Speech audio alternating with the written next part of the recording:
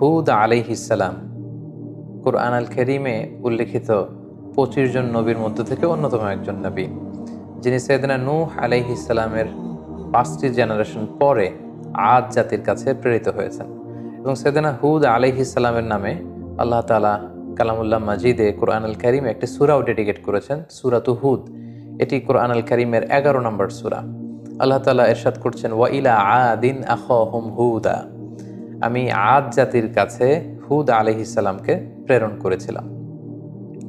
এই আদ জাতি আহকাফ এলাকায় বসবাস করত, যেটি সূরাতুল আহকাফে আল্লাহ তাআলা আমাদেরকে জানিয়েছেন। আল্লাহ ইরশাদ করছেন, ওয়াযকুর আখা আদিন ইয আনযারা কওমাহু বিল আহকাফ, হে নবী আপনি কুরাইশদেরকে আদ জাতির কাছে প্রেরিত হুদ আলাইহিস সালামের ঘটনা আপনি তাদেরকে শোনান, যিনি আহকাফবাসীদেরকে সতর্ক করেছিলেন।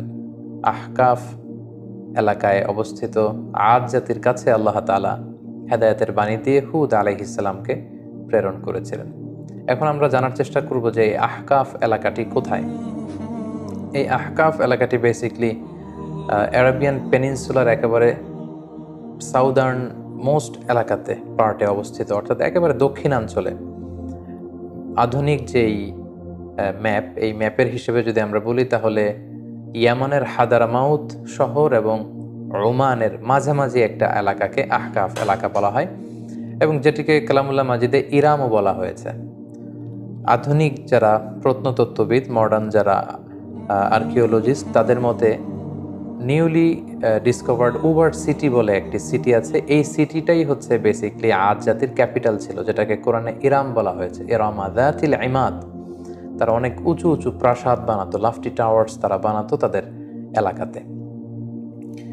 সাইয়েদনা হুদ আলাইহিসসালাম তিনি ছিলেন 5 জন অ্যারাবিয়ান প্রফেটের একজন, অর্থাৎ আরবি ভাষাভাষী 25 জন নবীর মধ্যে থেকে 5 জন নবী ছিল যারা অ্যারাবিয়ান প্রফেট ছিলেন, আরবি ভাষায় কথা বলতেন। হুদ আলাইহিসসালাম তার মধ্যে অন্যতম। সেই 5 জন নবী হচ্ছেন হুদ আলাইহিসসালাম, সালেহ আলাইহিসসালাম, ইসমাঈল আলাইহিসসালাম, শুআয়ব আলাইহিসসালাম এবং মুহাম্মদুর রাসূলুল্লাহ সাল্লাল্লাহু আলাইহি ওয়াসাল্লাম। এই 5 জনই আরবি ভাষায় কথা বলতেন। এবার আমরা জানবার চেষ্টা করব যে আদ জাতির কিছু ফিচার্স, তাদের ক্যারেক্টারিস্টিক্স কেমন ছিল, তাদের স্বভাব, তাদের অভ্যেস, তাদের গুণাবলী কেমন ছিল। আমরা কালামুল্লাহ মাজিদ থেকে জানতে পারি যে তারা ছিল শাদীদুল বাতশ, খুব শক্তিশালী, খুব মাইটি একটা নেশন ছিল আদ জাতি। এবং তারা ছিল মুত্রিফুন ওয়া আগনিয়া, অত্যন্ত ধনী, বিলাসী যাপনের অধিকারী তারা ছিল। তাদের আন্ডারে অনেক বাগান ছিল, তাদের এলাকায় অনেক ঝর্ণা ছিল, পশু সম্পদ দিয়ে আল্লাহ তাআলা, কৃষিজ সম্পদ দিয়ে আল্লাহ তাআলা তাদেরকে সমৃদ্ধ করেছিলেন। এবং তাদের বিল্ডিংগুলো ছিল অনেক উঁচু উঁচু, বিনাউহুম শামিখুন ওয়া আলিন, অনেক উঁচু টাওয়ার তারা বানাতে পারত। এবং তারা মূর্তি পূজা করত। এই হচ্ছে ইন জেনারেল আদ জাতির কিছু বৈশিষ্ট্যের কথা আমরা কোরআন সুন্নাহ থেকে পাই।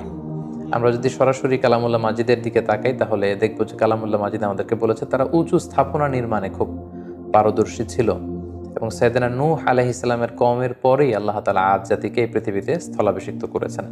আল্লাহ তাআলা ইরশাদ করেছেন, ইয জাআলাকুম খুলাফা মিন বা'দি কওমি নূহ ওয়া যাদাকুম ফিল খালকি বাসতা, তোমাদেরকে আল্লাহ তাআলা নূহ আলাইহিস সালামের কওমের পরে পৃথিবীতে স্থলাভিষিক্ত করেছেন, এবং ওয়া যাদাকুম ফিল খালকি বাসতা, তোমাদেরকে আল্লাহ ফিজিক্যালি ওয়েল বিল্ড করেছেন, অর্থাৎ খুব সুঠাম দেহের অধিকারী ছিল আদ জাতির লোকজন।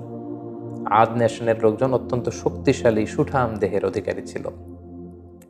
এবং সূরা শুআরাতে আল্লাহ তাআলা আদ জাতির ব্যাপারে বলছেন যে আতাবনুনা বিকুল্লি রিইন আয়াতান তা'বাসুন, তোমরা কেন প্রতিটি রোড ক্রসিংয়ে বা প্রতিটি উঁচু জায়গায় কেন তোমরা বড় বড় লাফটি টাওয়ার্স, অনেক উঁচু উঁচু টাওয়ার তোমরা কেন বানাচ্ছ?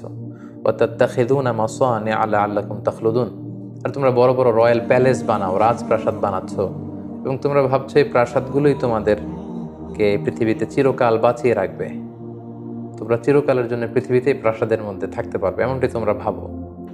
ওয়াইদা বাতাসতুম জাব্বারিন, আর যখন তোমরা অ্যাটাক করো কোনো জাতিগোষ্ঠীর উপর, তোমরা ভয়ঙ্কর ভাবে অ্যাটাক করো, খুবই আগ্রাসী মনোভাব নিয়ে অ্যাটাক করো। অর্থাৎ আদ জাতি খুব দুর্ধর্ষ একটা জাতি ছিল, যারা আশেপাশের অন্যান্য জাতির উপর অত্যাচার চালাতো, তাদেরকে যখন অ্যাটাক করতো খুব মারাত্মকভাবে তারা অ্যাটাক করতো। এবং সূরাতুল ফজর আল্লাহ তাআলা ইরশাদ করছেন, ইরামা যাতিল ইমাদ আল্লাতী লাম ইউখলাক মিসলুহা ফিল বিলাদ, তাদের আবাসস্থল ছিল ইরাম এলাকায়, যেটাকে আমরা বলেছি বিশাল আহকাফ রিজিয়নের মধ্যে আদ জাতির ক্যাপিটাল ছিল এই ইরাম, যেটাকে আধুনিক সময়ে মডার্ন আর্কিওলজিস্টরা এটাকে উবার্ট সিটি বলে, যেটাকে বলছে উবার্ট সিটি। এটাই ছিল বেসিক্যালি আদ জাতির ক্যাপিটাল বা রাজধানী।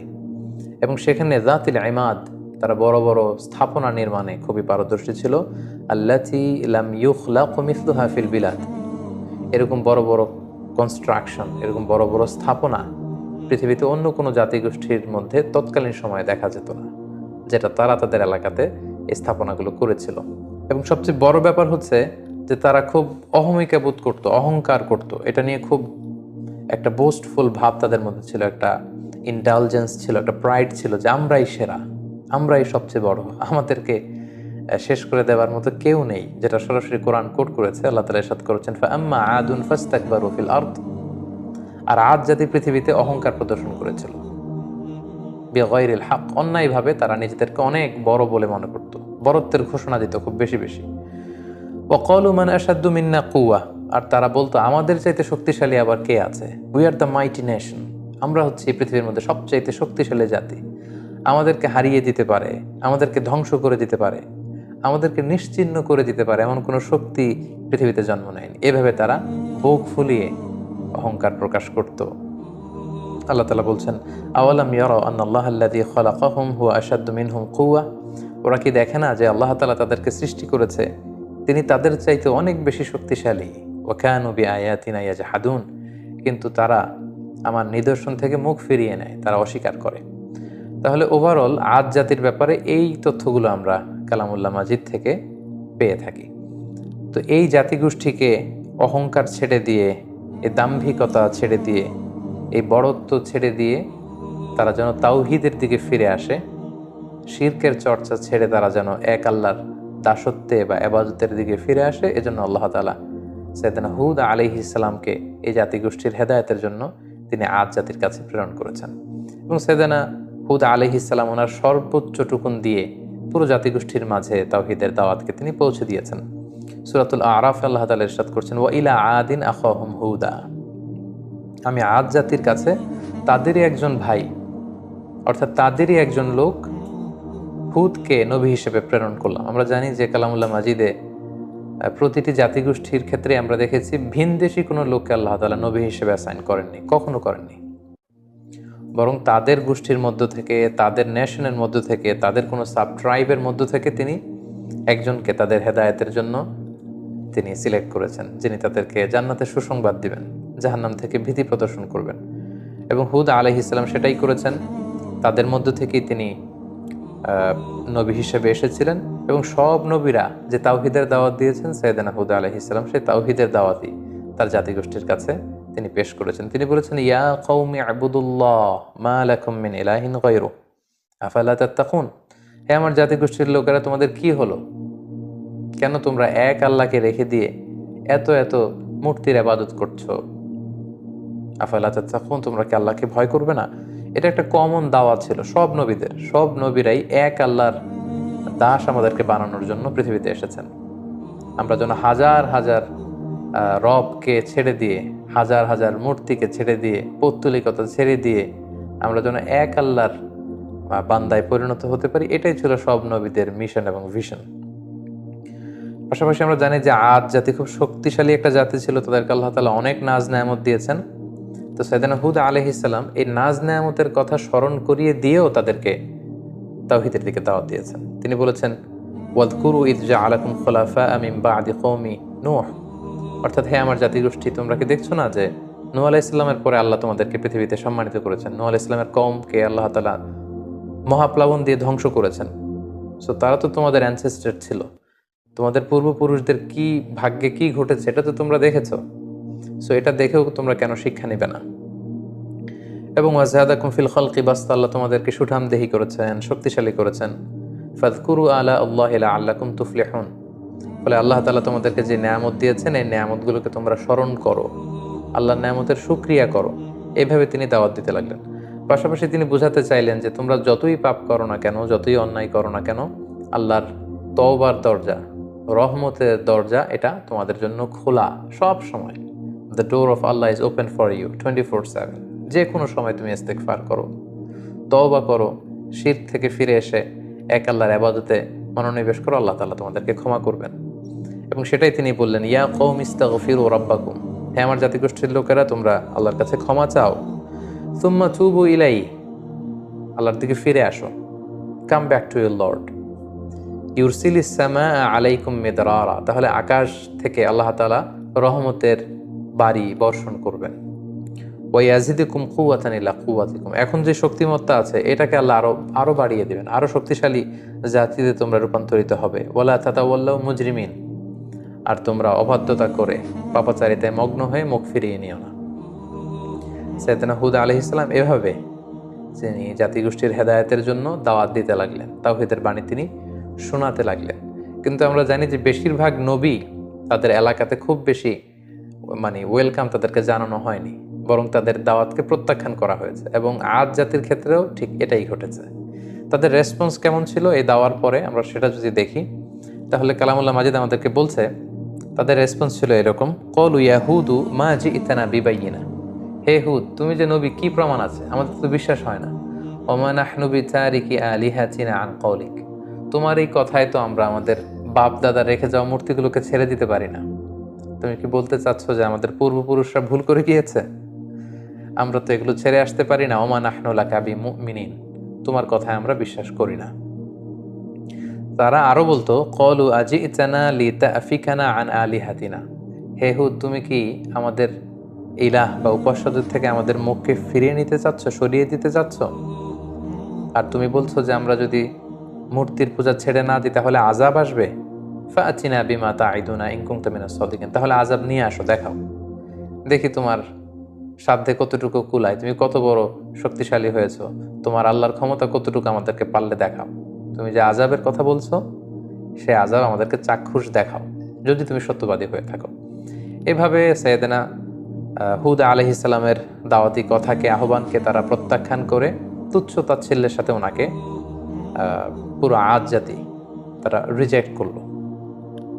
সাইয়েদনা হুদ আলাইহিস সালাম শেষবারের মতো তাদেরকে ওয়ার্নিং করলেন এবং বললেন যে এক আল্লাহর ইবাদত যদি তোমরা মেনে না নাও তাহলে তোমাদের উপর ভয়ঙ্কর শাস্তি আসবে, ভয়ঙ্কর শাস্তি। মেঘমালা দিয়ে, প্রচণ্ড বাতাস দিয়ে আল্লাহ তোমাদেরকে ধ্বংস করে দিবেন। তারা বললেন যে ফাতিনা বিমা তাঈদুনা ইন কুনতুম মিনাস সাদিকিন, তাহলে দেখাও, সে শাস্তি যদি আসার হয়ে থাকে তাহলে নিয়ে আসো, দেখি কতটুকু শাস্তি আসতে পারে। অতঃপর আল্লাহ তাআলা সাইয়েদনা হুদ আলাইহিস সালামকে বললেন, এই জাতিগোষ্ঠীর উপর অচিরেই আমি শাস্তি পাঠাবো। আল্লাহ তাআলা ইরশাদ করছেন, ফালাম্মা রাআউহু আরিদান মুস্তাকবিলা আওদিয়াতিহিম ক্বালু হাযা আরিদুম মুমতিরুনা, হঠাৎ দেখা গেল পুরো আদ জাতির ওই এরিয়াতে, দ্য এন্টায়ার ভ্যাসিনিটিতে চারদিকে শুধু মেঘ আর মেঘ, মেঘমালা, একেবারে ক্লাউডি একটা সিচুয়েশন। এবং এরকম মেঘমালা তারা কখনো জমা হতে দেখেনি তাদের আকাশে। এবং সেটা দেখে তারা তো মহা খুশি, কারণ এই মরু এলাকাতে যখন মেঘমালা আকাশে উড়ে বেড়ায় এবং সেগুলো যখন ঘনীভূত হয়, বৃষ্টি হয়, এটা তাদের জন্য kind of mercy and blessings, এটা রহমত। কারণ এতে করে তাদের জমিন উর্বর হবে, এতে করে তাদের পশুগুলোর ওট, তারপর মেষ, ভেড়া, এগুলোর খাবারের যোগান হবে, গাছপালাগুলো সবুজ তৃণলতায় ভরপুর হয়ে যাবে পুরো এলাকা। তারা এই মেঘমালা দেখে মহা খুশি। তারা এই মেঘমালা দেখে সবাই আনন্দ উৎসবের জন্য ঘর থেকে বের হয়ে আসলো এবং তারা বললো, হ্যাঁ আর যে মুমতিরুনা, এটা তো চমৎকার মেঘমালা, এই মেঘ থেকে বৃষ্টি হবে আর রহমের বৃষ্টিতে ভিজবে জমিন, আমাদের পুরো জমিন উর্বর হয়ে উঠবে। আল্লাহ তাআলা বললেন, বাল হুয়া মাস্তাআজালতুম বিহ, এটা রহমতের বৃষ্টি নয়, তোমরা যে আযাব চেয়েছিলে যে হে হুদ তুমি পারলে নিয়ে আসো, দেখাও, এটা সে আযাবের একটা নিশানা। আমি প্রচন্ড বাতাস দিয়ে তোমাদের ধ্বংস করব। রিহুন ফিহা আযাবুন আলিম, অচিরেই এমন বাতাস বইবে যাতে তোমাদের ধ্বংস রয়েছে।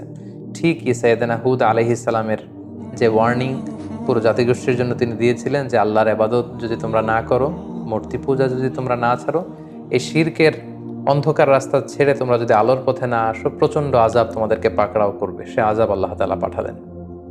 আল্লাহ তাআলা সূরা হাক্কাতে বলছেন, ওয়া আম্মা আদুন ফাউহলিকু বিরিহিন সরসরিন আতিয়া, প্রচন্ড ঝঞ্ঝা বিক্ষুব্ধ বাতাস আল্লাহ তাআলা পাঠালেন। Violent wind storm with cold wave, প্রচন্ড শৈত্য প্রবাহ, প্রচন্ড ঠান্ডা ঝড়ো হাওয়া। তারা যখন বাইরে বের হয়ে আসলো, প্রচন্ড গরমের মধ্যে থেকে হঠাৎ করে ওয়েদারটা টার্ন করে ঠান্ডা হতে লাগলো। ঠান্ডা হতে হতে প্রচণ্ড ঠান্ডায় পুরো এলাকার মধ্যে প্রচণ্ড শৈত্যপ্রবাহ শুরু হয়ে গেল এবং প্রচণ্ড ঠান্ডা ঝঞ্ঝাবায়ুতে, এই ঠান্ডা ঝড়ো হাওয়াতে এলাকার লোকজন আর বাইরে অবস্থান করতে পারলো না, সকলে ঘরের ভেতরে চলে গেল। এবং আল্লাহ তাআলা বলছেন, সাখখারাহা আলাইহিম সাবআ লায়ালিন ওয়া সামানিয়াতা আইয়াম, টানা 7 রাত 8 দিন এই প্রচণ্ড শৈত্যপ্রবাহে পুরো এলাকাটাকে আল্লাহ নাস্তানাবুদ করে দিলেন। প্রত্যেকটা মানুষ প্রচণ্ড ঠান্ডায় তারা যে যেখানে ছিল প্রত্যেকের ঘরে সেখানে মৃত্যুবরণ করলো। হুসুমান ফাতারাল কওমা ফিহা সারআ। আল্লাহ তাআলা বললেন, নবী হে, আপনি যদি তখন থাকতেন, আদ জাতির উপর এমন ভায়োলেন্ট উইন্ড স্টর্ম আমি পাঠিয়েছি শৈত্যপ্রবাহের সাথে, পুরো নেশন ওয়াইড ডিস্ট্রাকশন ছিল সেটা। আপনি থাকলে দেখতে পেতেন যে ফাতারাল কওমা, পুরো জাতিটা একসাথে, ফিহা সারআ, ভূলুণ্ঠিত হয়ে জমিনে উপর হয়ে পড়েছিল, চিৎপটাং হয়ে পড়েছিল। তাদেরকে দেখলে আপনার মনে হতো কান্নাহুম আজাজু নাখলিন খাওয়িয়া, এগুলো যেন কেমন যেন ভেঙে যাওয়া খেজুর গাছ। অনেক খেজুর গাছ আছে অনেক দিন পুরনো হয়ে যাওয়াতে এটা ভেঙে মাটিতে লুটিয়ে থাকে, ভুলুণ্ঠিত হয়ে থাকে।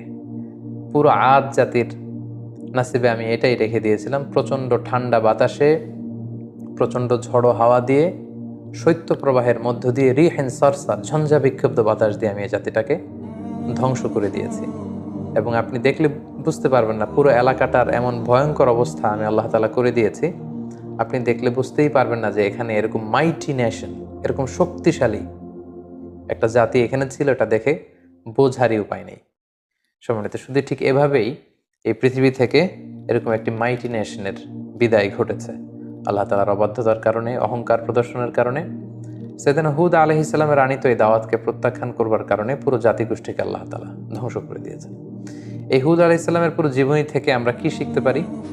আমরা যদি কিছু লাইফ লেসন এখান থেকে নিতে চাই, তাহলে আমরা প্রথমেই বলবো, 1 নম্বর যেটা আমরা শিখতে পারি যে আল্লাহ তাআলা যদি আমাদেরকে কোনো নেয়ামত দিয়ে থাকেন, আমাদের কৃতজ্ঞ হওয়া উচিত, গ্রেটফুল হওয়া উচিত, শুকরিয়া জ্ঞাপন করা উচিত, শুকরগুজার হওয়া উচিত। তাদেরকে আল্লাহ তাআলা বাসতাতান ফিল খালক, সুঠামদেহী বানিয়েছেন, শক্তিশালী বানিয়েছেন, বড় বড় টাওয়ার বানানোর সুযোগ করে দিয়েছেন, প্রতিপত্তি দিয়েছেন, শান শওকত দিয়েছেন।